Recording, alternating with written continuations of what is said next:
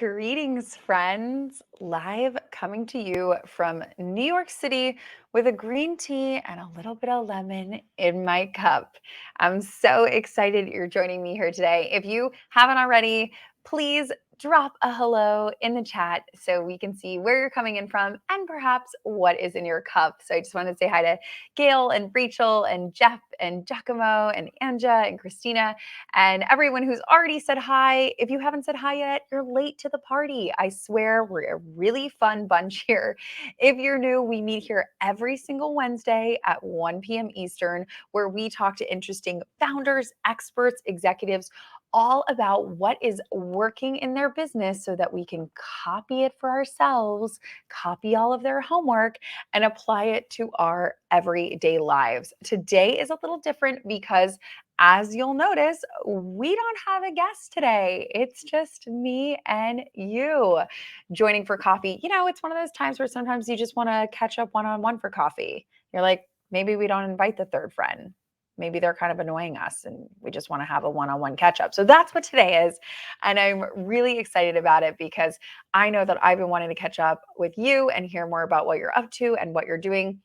So we are going to be picking out some questions and comments because this is going to be a traditional, or maybe with me, not so traditional, ask me anything session. So Shelby from my team is going to be grabbing a bunch of questions. She's going to be putting it right here on screen and we are going to be tackling them together. So please don't be scared to ask your question. I know sometimes it's like, am I the first one to type the question? Is someone else going to type that question? What if everybody thinks my question is stupid?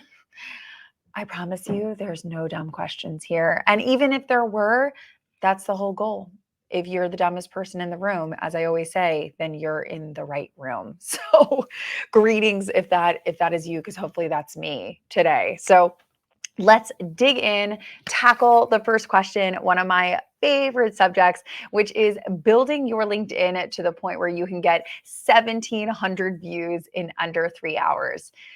There's a lot to unpack there. There's a lot of nuances to that question, but I'll try to tackle them quickly. So two things. Number one, never, never, never be chasing an algorithm. It's like chasing that X that you can never quite get. You know what I mean? Like they don't really treat you that well. Don't stop trying to catch it. Just let it ride off into the sunset. Create content that you think is helpful, that you enjoy, that people maybe at your work or in your community would also find helpful. The kind of secret question that I always ask is, would I find this helpful 2 years ago or 2 months ago or a year ago? Because there's always somebody that's just one step behind you that really wants to learn the things that you've already learned. So that's kind of a good litmus test that I give myself. So number one, it's always going to come back to the content. Because if you're chasing an algorithm, there is never a secret to success there. It's always going to come back to great content and content that resonates with a larger group. And second of all is going to be networking on the platform. So networking on LinkedIn or just networking in general, it's a numbers game, right? The more people that see your content, chances are the more people you're connected to. Again, just to give you a visual, if I say something in a room of 10 people and I say, raise your hand if you agree, and I get 3 people raising their hand, that's pretty good. If I was in a room with 100 people, and I asked the same question and we got the same 30% success rate, well, that would be 30 people. So obviously, the more people that are in your network, the more people that you are connected to, then the more people will see your stuff. So it's also a little bit of semantics there when it comes to how big your audience size actually is. But again, it really comes back to the content. And then the last but not least, the thing I will say is really, really, really optimizing your profile so that if somebody stumbles upon your content and they think, that's a really good point Rachel made. Like, let me click on her profile and see a little bit more about her. When they click on it, really being able to be, oh, wow, this is somebody I got to connect to, or, oh, wow, this is somebody I got to follow. They have their stuff buttoned up and their T's crossed and their I's dotted. So, you're really making sure that your profile, as I always say, welcomes people to the party of you, party of one. So if you need help with that, you can go to helpmylinkedin.com. That's helpmylinkedin.com. Right there. I wish these were clickable. Wouldn't that be so much easier if you could just click on this screen? Anyways, complaint number 75 of mine this week to LinkedIn, make clickable links. But clickable links sadly are not. You're going to have to type this into the web browser, but there are 5 tips there to optimize your profile. So I know that's a very long-winded answer, and honestly, I would have a lot more of that answer to give because it really is a lot to unpack, and I would probably have to sit with you for like 3 or 4 hours to really dig into that. And if that's of interest, then come sit with me for 3 or 4 hours. I would love that because I'm doing a career capital course, those applications end next Friday. Less than 2 weeks. So if you want to come and learn all of that stuff about LinkedIn, getting more views, algorithm, content, networking, etc., you can come join me there, and you can find more about that at careercapitalcourse.com. Again, not clickable, but if it was, you'd click here. But you can't, so you got to put it in your browser. So that was a really great question. Hopefully that helps a little bit more because, again, chasing the LinkedIn algorithm it's a never ending. And if it makes you feel better, I'm also wondering that type of stuff too. I know sometimes it can seem like, oh, well, that person might have it all together. No, definitely not. Still learning about the platform, still learning about what's resonating, still learning about the little tips and tricks and things that figuring out what works and what doesn't. So Rachel, how do you get started with creator mode? How can you tell if you're ready to take that on? I think creator mode is something, quite honestly, creator mode is a new mode that LinkedIn rolled out about 8 weeks ago, like 7 or 8 weeks ago, and it rolled out kind of silently in beta. And now last week, they made like the big announcement, the big like marching drums, confetti announcement that it is out. Everyone can sign up for it. And so it's brand new. But something that I found just in the last couple of weeks, I think that every single person should turn it on. I really do. What I am seeing early from some of these analytics and some of the rumblings that I'm hearing around LinkedIn, I really would encourage every single person to turn on. So Rachel, I think turn that thing on today. Even if there's parts of it that you have to come back to. So for example, when I first turned on creator mode a couple weeks ago, there's a specific section where you pick 5 hashtags of things that you talk about. So for mine, I picked entrepreneurship. I think I picked future. I think I picked branding or something like that. And I got kind of stuck. I'm going to be honest. I got kind of stuck, and kind of analysis paralysis. I was like, how do I pick 5? Do I pick, 5 that I'm talking about now? Do I pick 5 for the future? And I actually skipped that part. So many people don't realize when you turn on creator mode, you don't have to turn on everything at once. It's not like you have to turn on every single feature. You can say, you know what? I'm not sure what I want to put for that yet. Let me come back to that. Or let me just put something in for now. And then maybe next week I'm going to change it. Absolutely turn it on.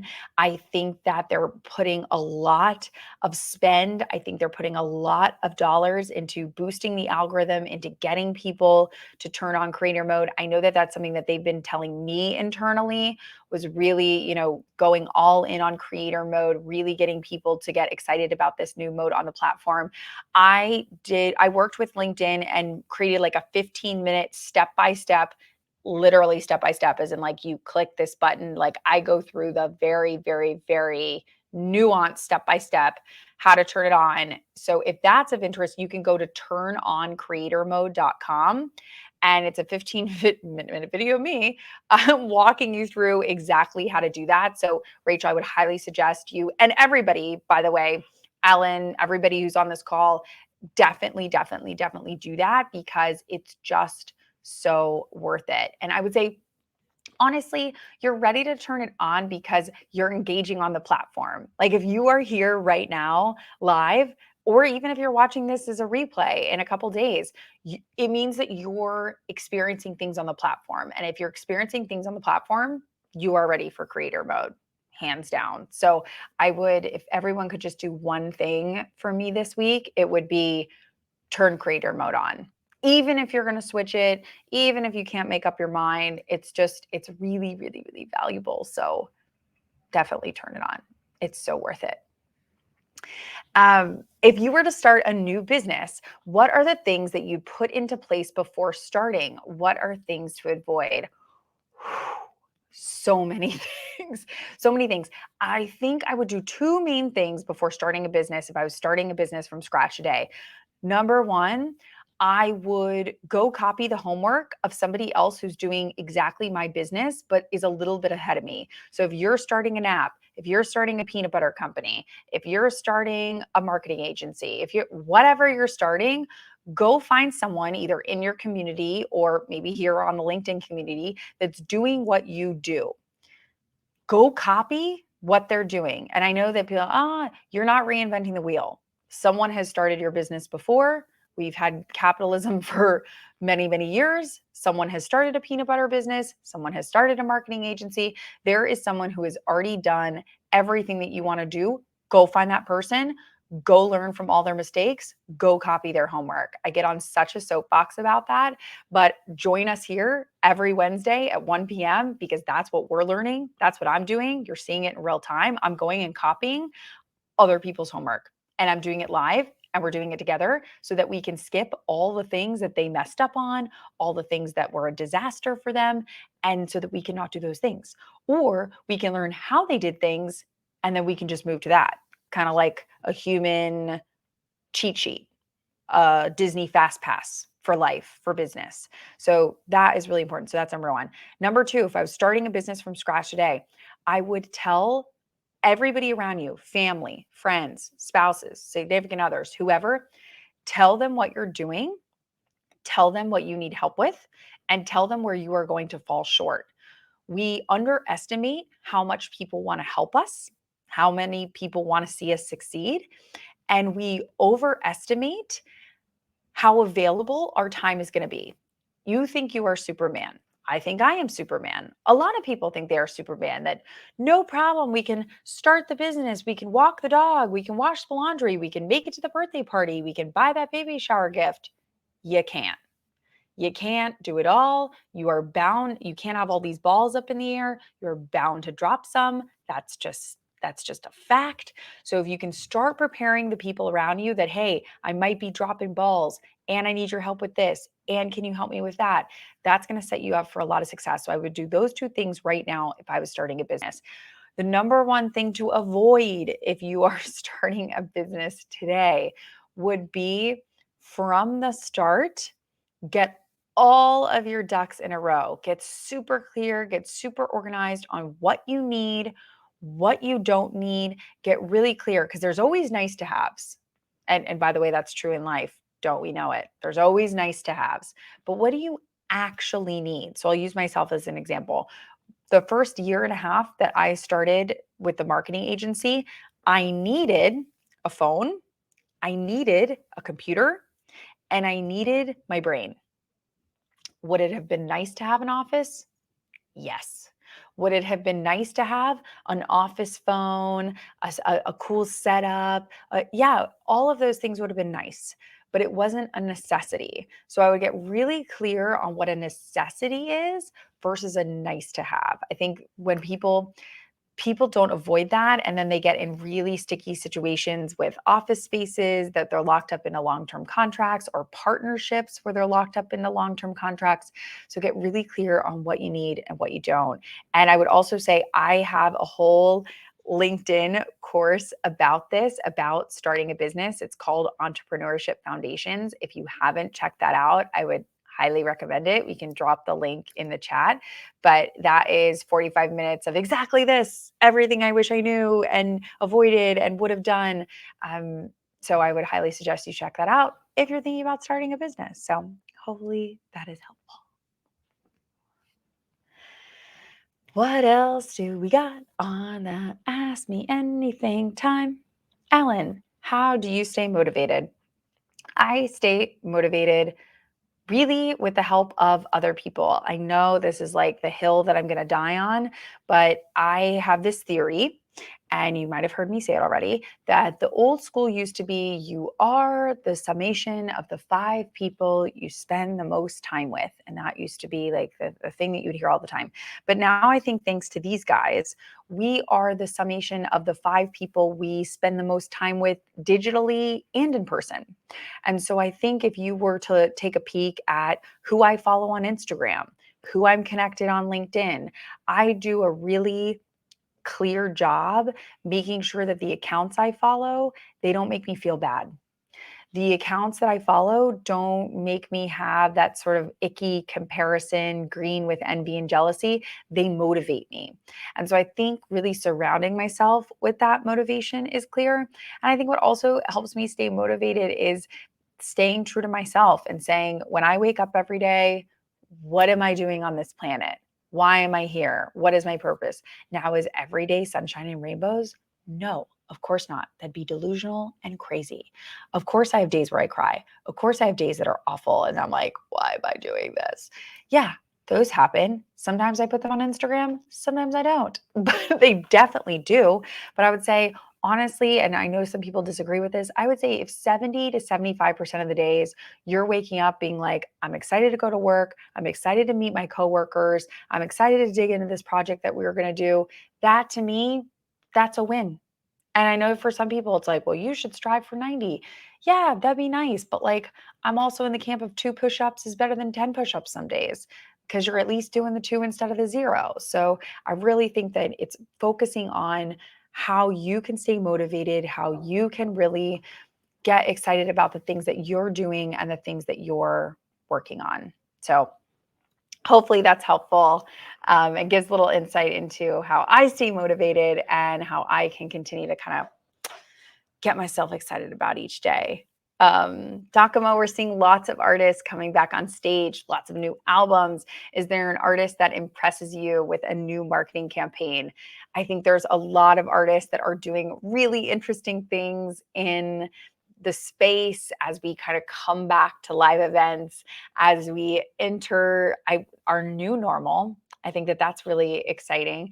I would say, honestly, I've been really impressed. It's not necessarily the artists per se, but I've been really impressed with a lot of the festivals that have been going on. And really, we have Austin City Limits. There's going to be 60,000 people in Zilker Park this weekend going to see Duran Duran, going to see George Strait, going to see Miley Cyrus, going to see Megan Thee Stallion. 60,000 people is no easy feat in one place as we kind of come out of this global pandemic. And I think even just getting the workers, the production crews, everybody getting back into work, I think honestly, I'm more impressed by that. Like that feat to me is like, oh my God, like the fact that we're going to get 60,000 people. I hope in 2022 we see Glastonbury come back. I hope we see Coachella come back. I hope we see Stagecoach and Burning Man and a bunch of these big events come back. I think that would be fantastic. Will it happen? Obviously, anybody's guess. I'm keeping my fingers crossed. ACL kicks off in 48 hours. It still looks like it's all systems go. So I would say, to me, more so than an individual artist, I would just say the collective festival scene and all the artists coming together to do these festivals, that to me has been sort of my beacon of hope as we get back to this new normal as we come out of the pandemic. I love this point from Jeff. People tend to say, I am too busy to blank. I'm too busy to learn a language. I'm too busy to work out. I'm too busy to eat healthy. How do you ever overcome that mindset with all that you do? Jeff, I would ask you the same question, but I can definitely tell you, I would, one, I want to hear your answer. So maybe you can drop that in the chat, but then I'll give you my answer, which is I really say that busyness is a choice. And what I've tried to do is rephrase, a perfect example. I would like to learn Spanish. My fiance speaks Spanish. His entire family speaks Spanish. And it's one of those things that I continue to say, gosh, I'm too busy to learn Spanish, but I got to do it, but it's on the list. And instead, what I've tried to say is, it's going to be a priority, just not in this season. In this exact season, I'm not focused on it because I have other things that I need to accomplish that need my time and need my attention. But maybe in maybe next quarter, or maybe 2 quarters from now, or 3 quarters from now, that will become a focus, because I know, I could get very controversial. I personally hated Sheryl Sandberg's Lean In book. I think it's completely ridiculous to think that if we just try harder or hustle harder or lean in harder, that we can have our cake and eat it too, that we can have it all. I just don't buy that. I don't believe it. We only have 24 hours in the day. It's not realistic to do everything. You can't be everything to everyone, or else you'll be no one to yourself. You will wait. If you are everything to everyone, you will wake up miserable, burnout. Your glass will be empty because you're too busy filling everybody else's glass. So I would say, honestly, when I think about stuff that I'm too busy to do, I just really come down and say, that's not a focus of mine at this exact moment. Not to say it won't be a focus in the future, or it might never be a focus. It might just be, I don't have time to get to that. And sorry, just not going to happen. So I really think, for me, reframing that language in my mind was extremely helpful when I thought about time allocation and where I was going to spend. Like, if you think of each hour as $1 and you get 24 hours, $24 in a day, like, where are you spending those dollars? Sometimes you just run out of money. You only got 24. And I definitely spent 8 hours on sleep. So that would be 8 of my $24 would be sleep. Just can't do it all. Exactly, Gail. Just like, it's not the season you're in. It's not where you are at this exact moment. It's not possible to do it all. And I know a lot of people like Sheryl Sandberg, and a lot of people lean in and they want to hustle and they want a girl boss. And honestly, I think that culture is so toxic and I wish it would go away. I don't know if I'm allowed to say that, but I just did. I love this. Exactly, Jeff. Core things of what you need to do, and then prioritizing what you want to do. This is so true. I actually divide my to-do list into urgent versus important. Important are things that are going to get me to my goals. Urgent are things that kind of like the fire drills, if you will, the things that get you in the way. Because there are some days where you get to the end of the week. I know you've experienced this. Is you get to the end of the week or you get to the end of the day and you're like, what did I do today? I didn't move any closer to my goals. I didn't get any of my big things done because you were too busy on the urgent, the little stuff, the fire drills, than you were on kind of chipping away at the big goals. And so that's why that's something for me. Prioritization, to Kevin's point, is really looking at the longevity, looking at those big goals and saying, how do I chip away at the big goals instead of just dealing with the fire drills? Because those are never ending.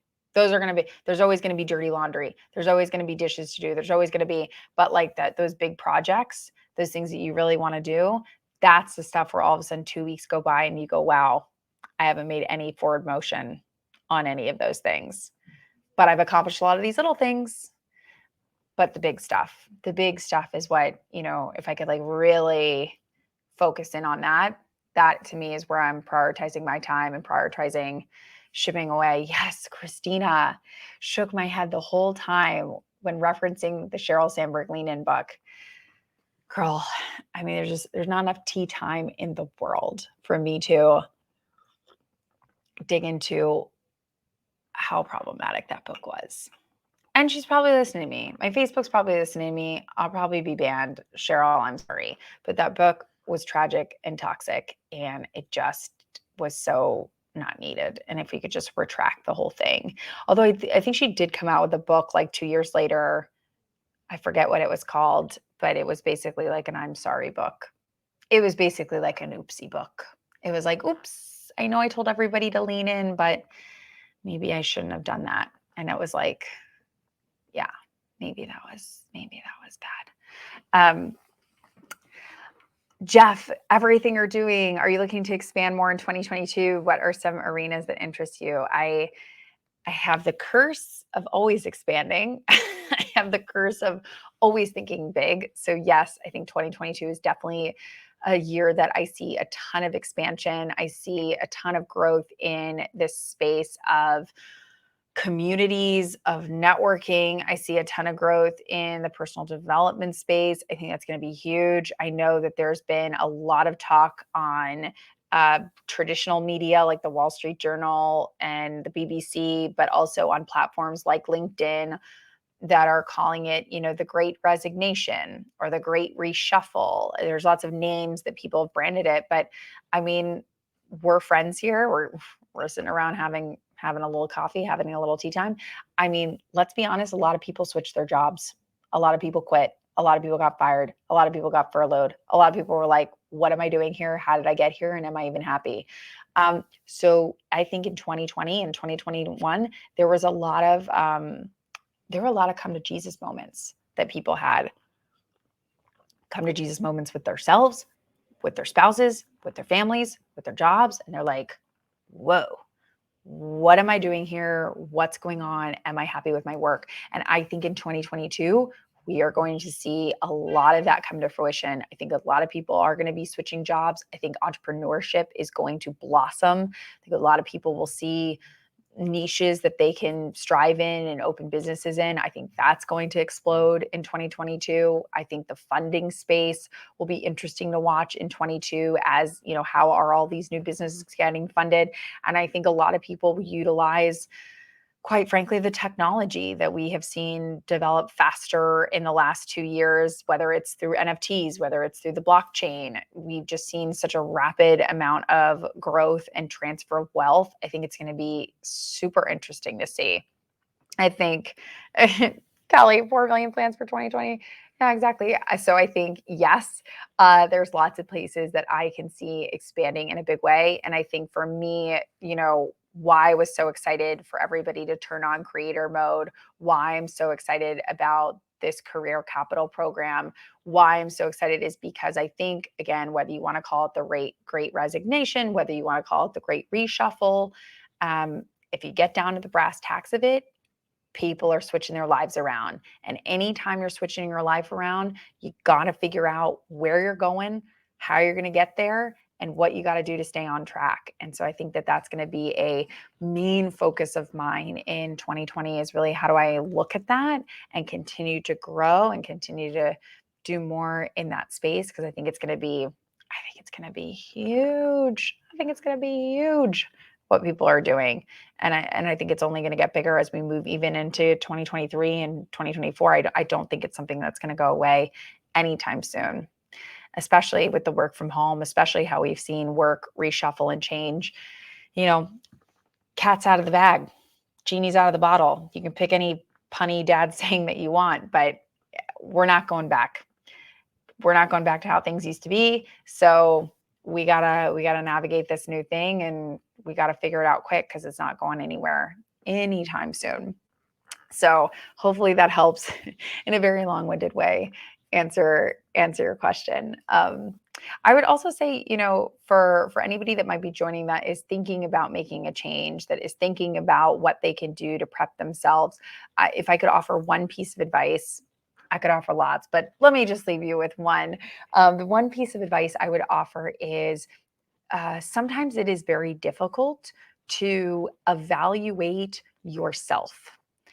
It is very hard to see yourself third person because you can think about it like a lens. We all have a lens in which we view ourselves. And you've experienced this when you look and say, God, my hair looks crazy today, but nobody else notices. Or, oh, did you see this, weird mole I have? No one else notices. You notice things about yourself that no one else notices. And you also judge yourself in a way that nobody else judges you. And I would actually say you probably judge yourself in a really mean way compared to how other people judge you.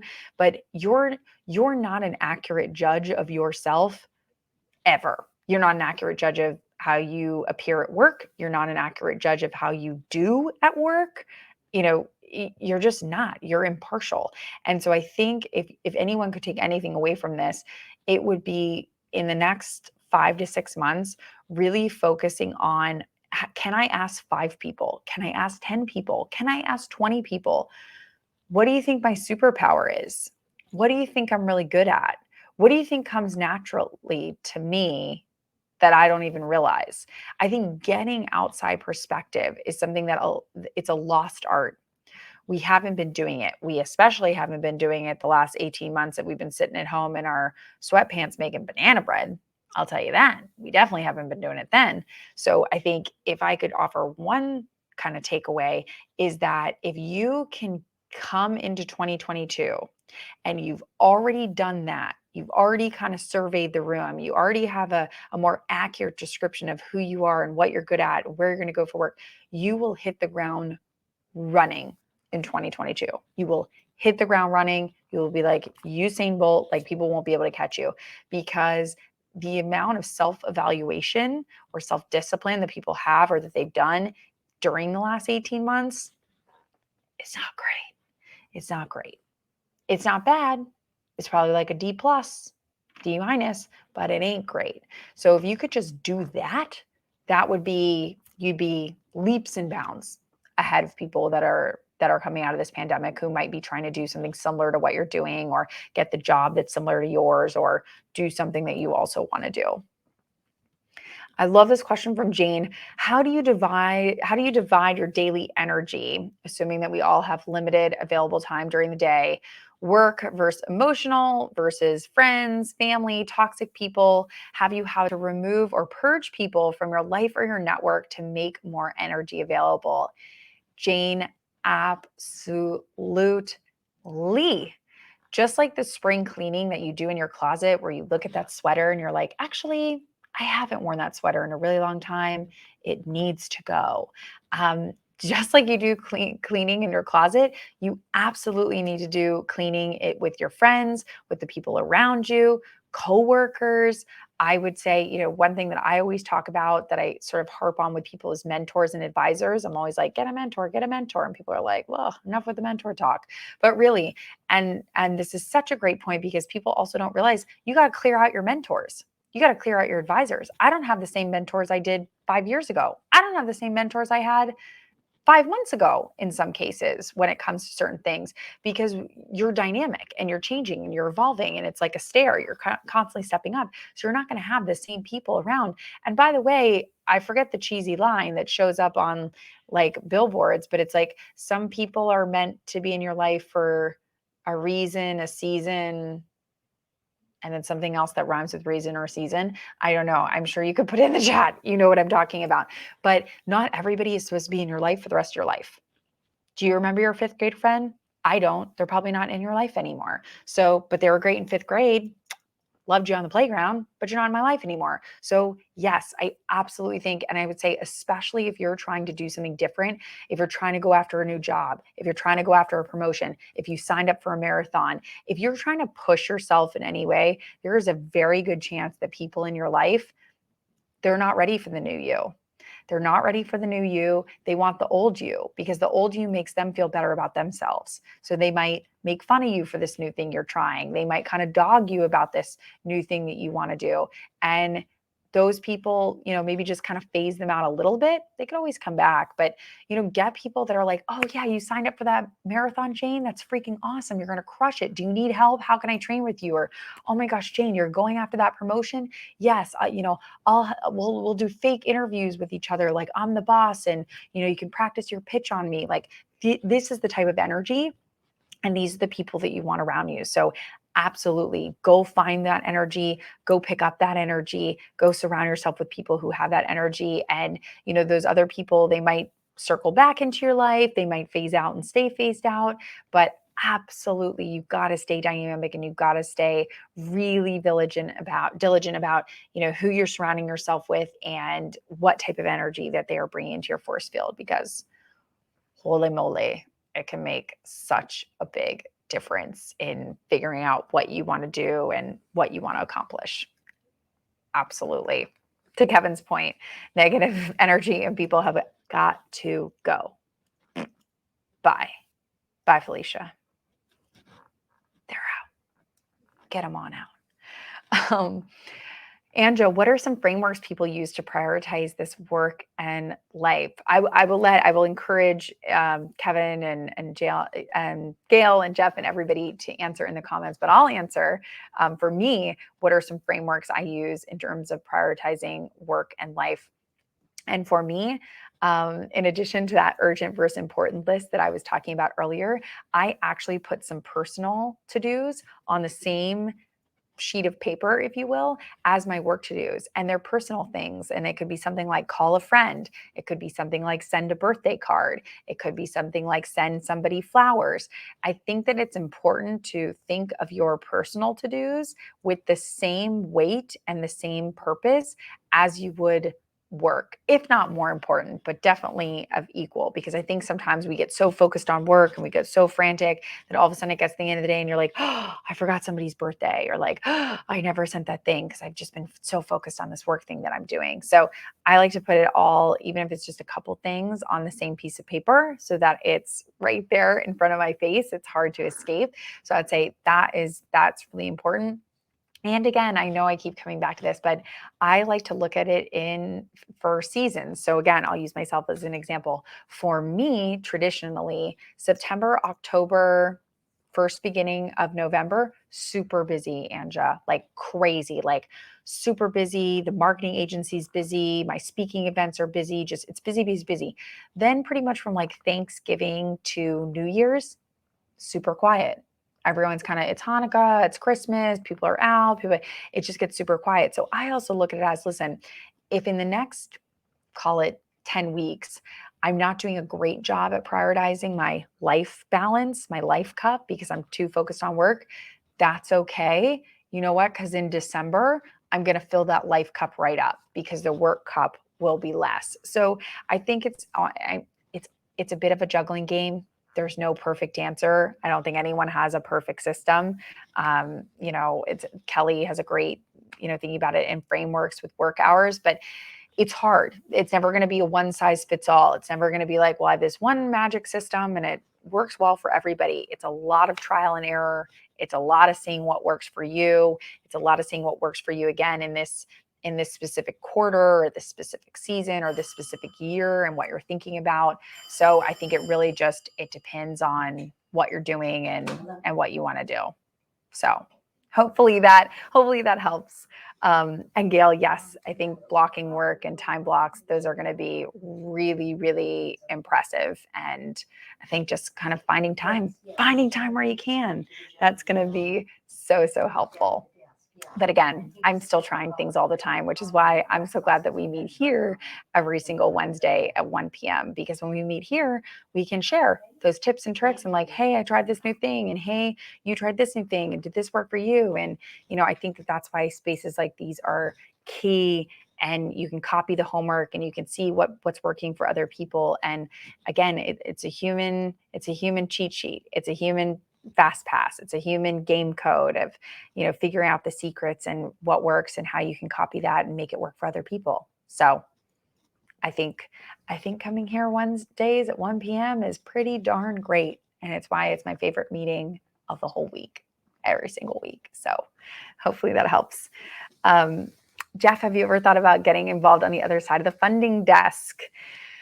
Yes. It's funny. I actually just got an email earlier this week from my friend Anna, who does a lot of investing in female founded companies. And she's like, do you want to come on the cap table of this thing? And, angel investing, it's tough, man. I mean, I'm not going to lie. I feel like funding startups, whether it's angels or seed rounds, it is a little bit like gambling in Vegas, right? You're gambling, you're rolling the dice, you're going, I think this might work, but there's a chance it might not. So I always tell people, if you are thinking about doing any angel investing or you're thinking about doing any seed rounds, be in a financial place that if you never see that money again, it's no skin off your back.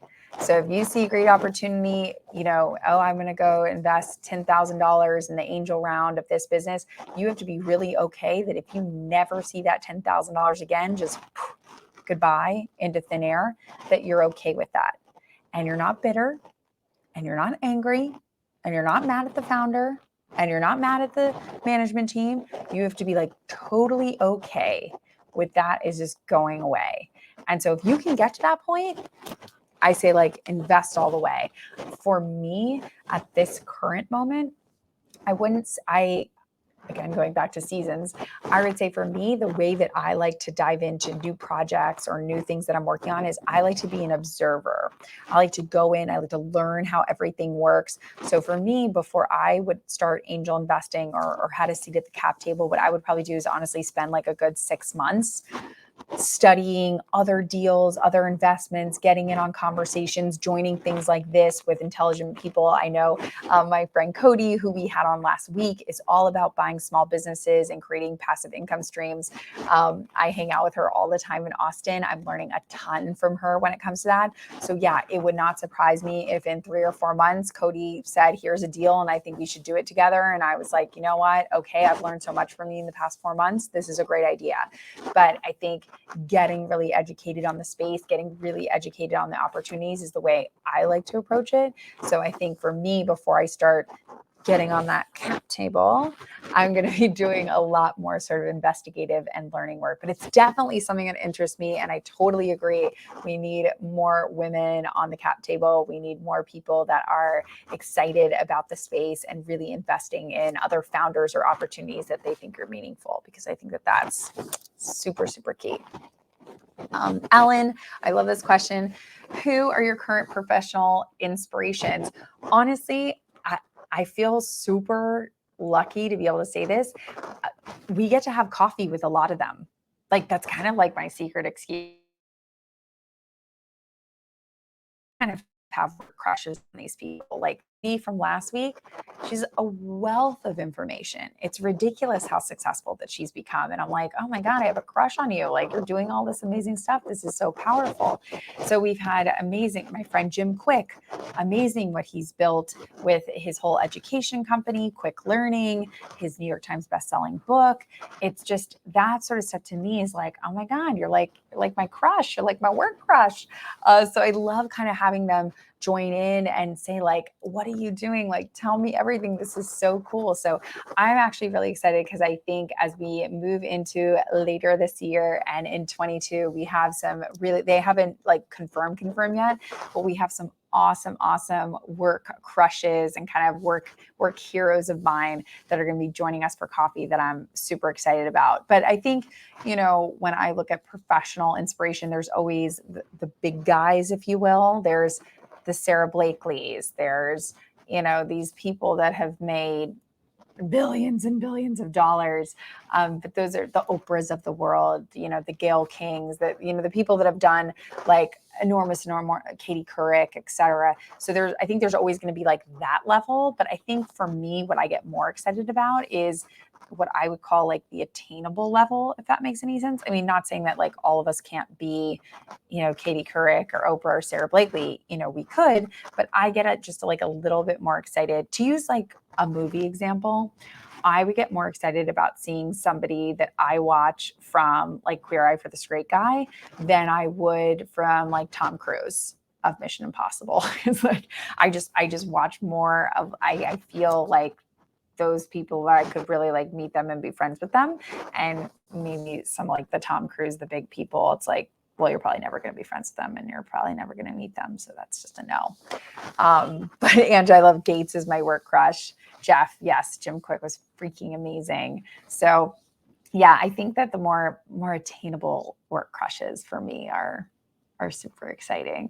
So I would also say, you know, again, I'd love to hear what your inspirations are, who your work crushes might be. I'd love to hear that. Jeff, Sarah Blakely in NYC, I'm sure that was freaking amazing. I've heard her talk before too, and she's such a rock star. Not surprising. I mean, she and her husband, Jesse Itzler, are just really inspirational, total power couple. I think they have like 5 kids now. They're just, I follow them both on social media, and it's ridiculous what they've been able to accomplish. It's truly phenomenal. So I'd love to know what you think. And I will also say, you know, I'd love some feedback from you. Like, is this helpful? Like, is the Ask Me Anything helpful? I don't know. It just feels like it's helpful to kind of talk a little bit one-on-one, to have a little catch up and hear more about like what's working for you. And again, we're going to have great guests. We have another one coming up in the next couple of weeks.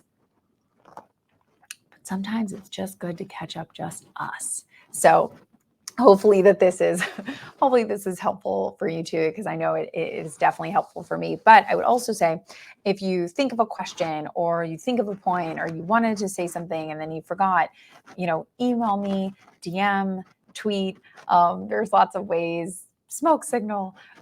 There's lots of ways to get in touch. So I would love to kind of hear from you, and anything that pops up or questions that you might have. I'm always here. I'm always here and all ears.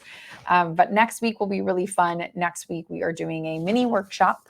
I love our mini workshops, and it's going to be all about career capital, how to build it, what it is, how you should be investing in it. So the mini workshops we've done have honestly been like dynamite. They're some of the most well-attended sessions that we have. We've done mini workshops on mentoring. We've done mini workshops on LinkedIn's creator mode. We've done mini workshops on resumes. So I have no doubt that this mini workshop will also be super powerful. That's coming up next Wednesday at 1 p.m. Eastern. So we can drop a link if you want to RSVP for that, or you want to send it to a friend or a colleague if they want to RSVP for that.